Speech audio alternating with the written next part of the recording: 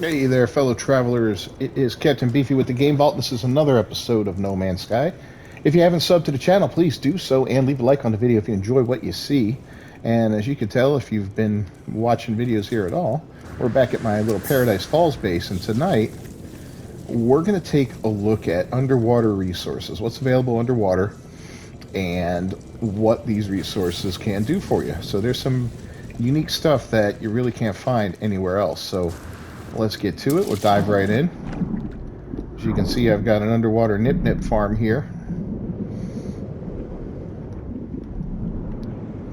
And it also operates as kind of like a little museum for all my glitches and statues and crap like that. So first and foremost, if you do not have the Nautiline, or the Nautilon, I recommend getting it. It's a big help when seeking out these things because you don't have to worry about your oxygen. You can stay underwater for extended periods of time. We're going to take a look around and see what's out here. So right away, you come across this puppy right here. Crystal sulfite. This is where you find it. You find it on these little like jets, and you can pick it off. There's usually, I think, 3 on each one. These jets will blast some, they'll rumble a little bit, and they'll blast some superheated gas out. So when they start to rumble, you want to get away from it, or it will cause you some damage. Fish. Another great resource you can get underwater. Check it out right here. There should be some. Oh, chlorine. Chlorine's always good. It's useful and it'll make you some money, but that's not what we're looking for right now. What we're looking for is something else entirely. And we should find it in these puppies right here, this plant. Cytophosphate. And the way you go ahead and get that, simply using your mining beam. Now, you got to be careful getting this stuff from these things, because sometimes they'll pop out a very angry jellyfish. Let's see if he'll come right. Yep, there they are. See, they'll come right at you. Those things. They're not very happy. They don't like you destroying their homes. But you know, we'll get away from them. Gonna head back over to our little ship here, wherever it may be. Where is it? Well, anyway, while we're down here, we'll look at some other stuff. This little green candle kelp, that's a good way to refill your oxygen. You see on the bottom left-hand corner, that blue band is my current oxygen level, what I've got available to me. And right under here, we have a submerged relic. So we're going to have to dig in to get to that. Let's go ahead and get rid of this. Oh, look, see, we got more of those damn jellies coming around.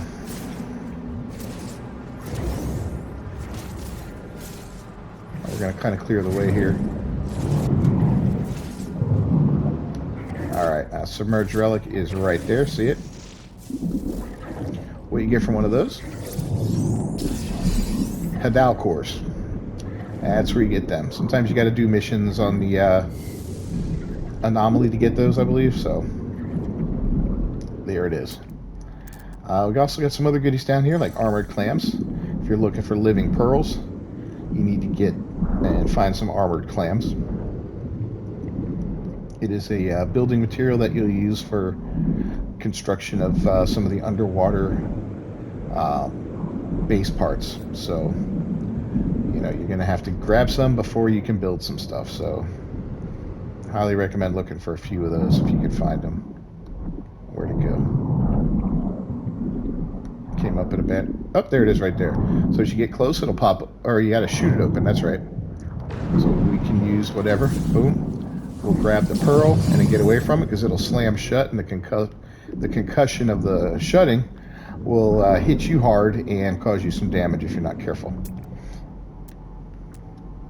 So that's another little fun item. Here's some more clams. You can see we got plenty of those around, but that's not all that's under here.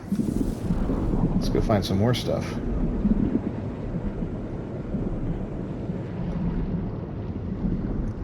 Incidentally, this right here, the cytophosphate, that's where you get that. So let's take a look at what we've picked up so far. Of course, it's all we got order, but we got a living pearl, we got a Hadal core, a little bit of chlorine.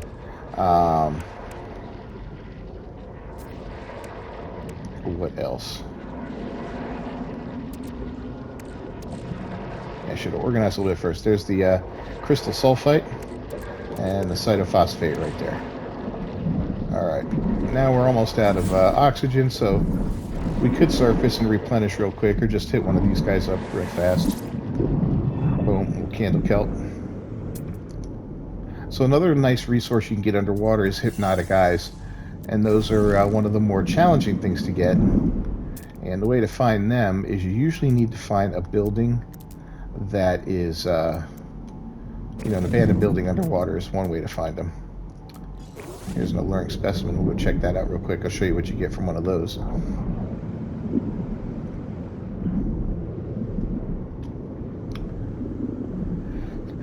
Now, if you did like I did and you lost your way and can't find your Nautilin, it's easy enough to summon, just like you summon a spaceship on the surface or any other kind of exocraft. So here's the alluring specimen, right? What do we get out of it? Let's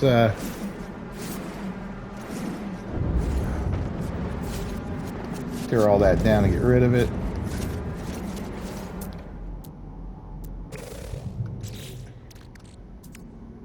So yeah, nothing really special out of there, huh?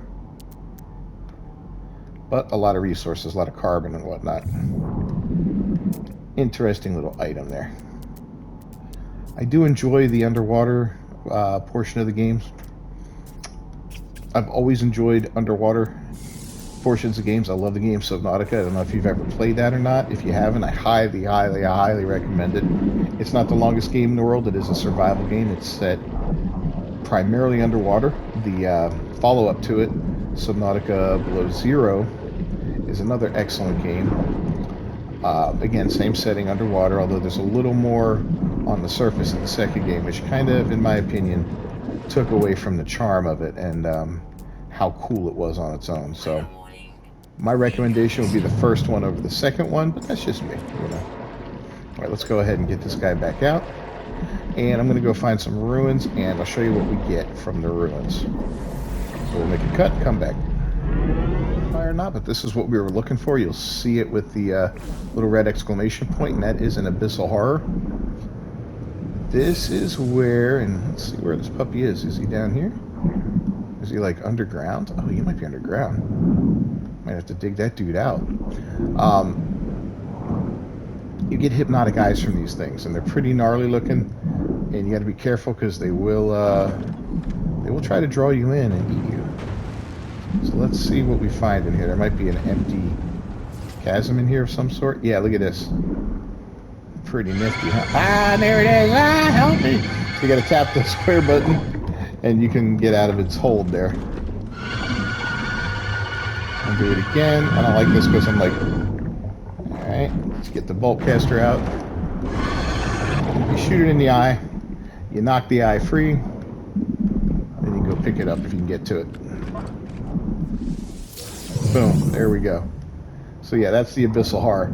Pretty gnarly looking creature, right? And I didn't like the way it kind of got me stuck there in the underground area.